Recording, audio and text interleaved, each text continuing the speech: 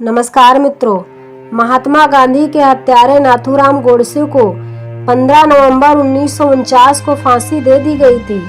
30 जनवरी 1948 को नाथूराम गोडसे ने गांधी जी के सीने पर 3 गोलियां दागकर उनकी हत्या की थी। पर हत्या करने और हत्यारे की फांसी हो जाने तक का सच क्या है? आखिर क्यों नाथूराम गोडसे ने गांधी जी की हत्या की थी? इसके लिए नाथूराम गोडसे के पास कौन सी बड़ी और असल वजह थी?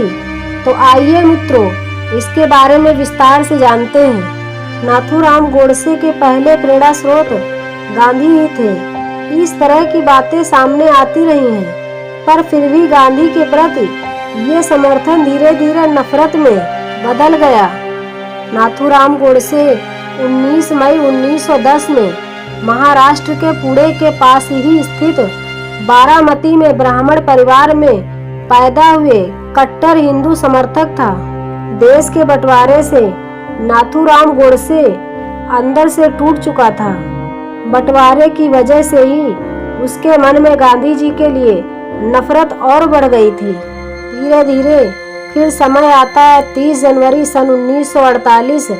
उस दिन गांधी जी ने सरदार पटेल को बातचीत के लिए शाम को 4 बजे बिरला हाउस बुलाया था। सरदार पटेल गांधी जी के बताए हुए समय अनुसार अपनी बेटी के साथ उनसे मिलने बिरला हाउस पहुंच गए। सरदार पटेल और गांधी जी में काफी बातचीत होती है। कुछ देर बाद वहीं पर रोज की तरह शाम को 5 बजे बिरला हाउस में प्रार्थना सभा का आयोजन होना था। इस प्रार्थना सभा में जब गांधी जी दिल्ली में रहते थे तो वे जरूर शामिल होते थे। बातचीत करते करते 5 बज चुका था। तभी अचानक से गांधी जी की नजर घड़ी की तरफ गई और गांधी जी को याद आया कि मुझे प्रार्थना सभा में जाना है। गांधी जी तुरंत बैठक समाप्त करके आभा और मनु के कंधों पर हाथ रखकर प्रार्थना सभा की ओर चल पड़े। वहीं पर दूसरी तरफ नाथूराम गोडसे भी अपनी पूरी प्लानिंग के साथ बिरला भवन पर खड़ा था। काफी भीड़ होने के कारण सिक्योरिटी को नहीं पता चला था और वह कुछ देर के लिए अपने आप को भीड़ के अंदर छुपाए रखा था ताकि उसके ऊपर किसी को शक न हो। इसके बाद जैसे ही गांधी जी आते हैं तभी अचानक उनके सामने नाथूराम गोडसे आ गया। नाथूराम गोडसे ने अपने सामने गांधी जी को देखकर हाथ जोड़ लिया और बोला, नमस्ते बापू। तभी गांधी जी के साथ चल रही मनु ने कहा, हट जाओ भैया, बापू को जाने दीजिए, वैसे ही बहुत देर हो चुकी है। और इस वक्त समय हो रहा था लगभग 5:17। तभी अचानक से नाथूराम गोडसे ने मनु को धक्का दे दिया और अपने हाथों में छुपा रखी छोटी पिस्टल गांधी जी के सामने तान दी और एक एक करके 3 गोलियां दाग दी, जिसमें से 2 गोलियां गांधी जी के शरीर को पार करती हुई आर पार निकल गई और एक गोली उनके अंदर ही फंस गई और गांधी जी वहीं पर गिर पड़े। कहा जाता है इसके बाद नाथूराम गोडसे वहां से भागा नहीं और अपने दोनों हाथ ऊपर करके अपने आप को सरेंडर कर दिया। लेकिन कोई भी उस वक्त गोडसे के पास ना जा सका। पुलिस भी दूर से ही देख रही थी। इसके बाद नाथूराम गोडसे ने खुद पुलिस चिल्लाया और कुछ देर बाद एक व्यक्ति गोडसे के पास आया और फिर भीड़ जमा हो गई। भीड़ नाथूराम गोडसे को पीटने लगी।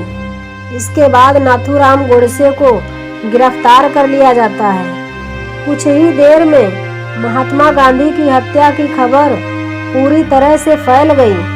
गांधी जी को तुरंत ही उनके कमरे में ले जाया गया, लेकिन तब तक बहुत देर हो चुकी थी। फिर जवाहरलाल नेहरू, सरदार वल्लभ भाई पटेल और मौलाना आजाद भी वहां पर उपस्थित हो गए। बिरला हाउस में गांधी जी के शरीर को ढककर रखा गया था। तभी उनके छोटे बेटे देवदास गांधी पहुंचते हैं और उन्होंने बापू के पार्थिव शरीर से कपड़े को हटा दिया और कहा कि अहिंसा के पुजारी के साथ हुई हिंसा को दुनिया देखे। इसके बाद चारों तरफ शोक की लहर दौड़ गई और फिर वहां माउंटबेटन आए। माउंटबेटन ने आते ही गांधी जी के पार्थिव शरीर को सैल्यूट किया। इतने में एक व्यक्ति जोर से चिल्लाया कि गांधी जी की हत्या एक मुस्लिम ने की है। माउंटबेटन ने गुस्से में जवाब दिया, you fool, don't you know it was a Hindu. इसके बाद गांधी जी हत्या की एफआईआर दिल्ली के तुगलक रोड के थाने में दर्ज की गई। एफआईआर की कॉपी उर्दू में लिखी गई थी। इस एफआईआर की पूरी वारदात के बारे में बताया गया था। गांधी जी की हत्या के बाद इस मुकदमे में 8 लोगों को आरोपी बनाया गया था, जिसमें 2 लोगों को उच्च न्यायालय ने बरी कर दिया था और वीर सावरकर के खिलाफ कोई भी सबूत नहीं मिलने पर उन्हें भी बरी कर दिया गया था। उनमें से 3 लोगों को उम्र कैद की सजा सुनाई गई थी और नाथूराम गोडसे और नारायण आप्टे को 8 नवंबर 1949 को फांसी की सजा सुनाई गई थी। 15 नवंबर 1949 के दिन अंबाला की सेंट्रल जेल में नाथूराम गोडसे को फांसी दी जानी थी। आखिर नाथूराम गोडसे और नारायण आप्टे ने गांधी जी को क्यों मारा था? उनकी गांधी जी से क्या दुश्मनी थी? नाथूराम गोडसे संघ विचारधारा को मानने वाला था। गांधी जी की हत्या के बाद नाथूराम गोडसे ने कोर्ट में बिल्कुल भी सफाई नहीं दी थी।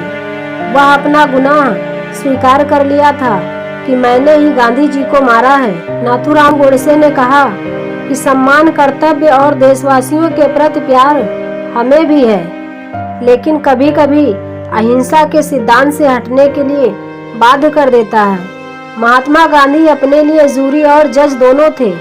नाथूराम गोडसे ने कहा कि जब कांग्रेस के दिग्गज नेता गांधी जी की सहमति से देश का बंटवारे का फैसला कर रहे थे, उस देश को जिसको हम पूजते हैं, मैं भीषण गुस्से से उभर रहा था।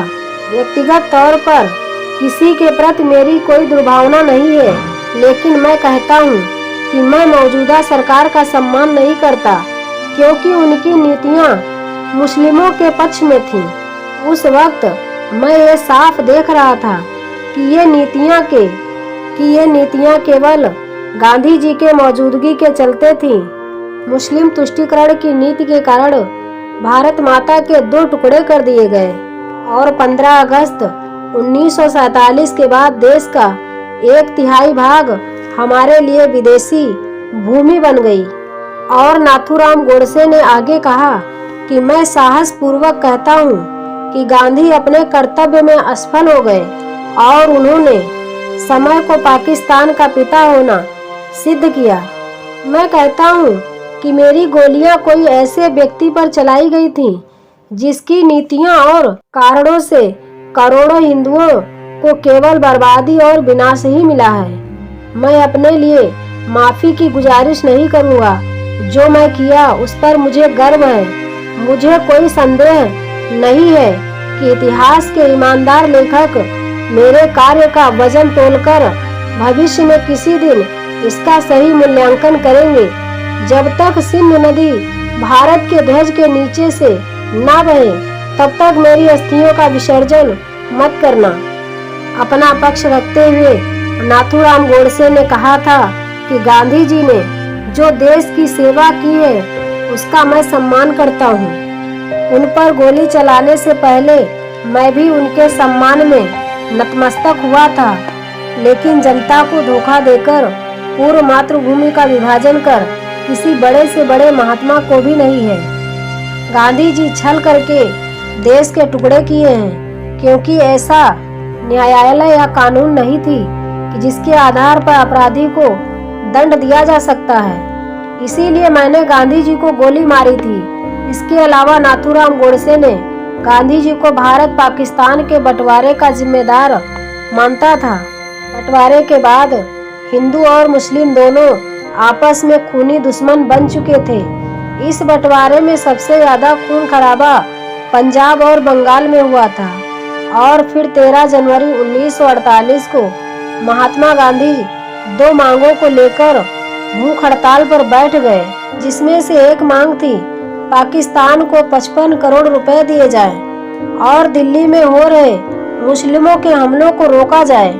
गांधी जी की भूख हड़ताल के बाद भारत सरकार ने गांधी जी की मांग को मान लिया था और पाकिस्तान को ये रकम दे दी गई थी।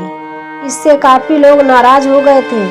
कहा जाता है कि हिंदू महासभा के लोग ज्यादातर नाराज थे।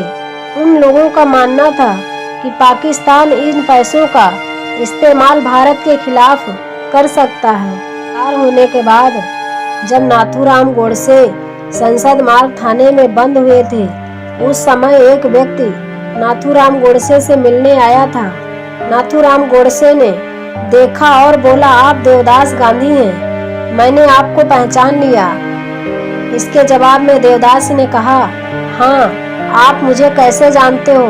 जब गोडसे ने कहा कि मैंने आपको एक सभा संवाददाता सम्मेलन में देखा था, आज आपके ऊपर से पिता का छाया उड़ चुका है और इसका कारण मैं ही हूँ, उसके लिए मुझे भी दुख है।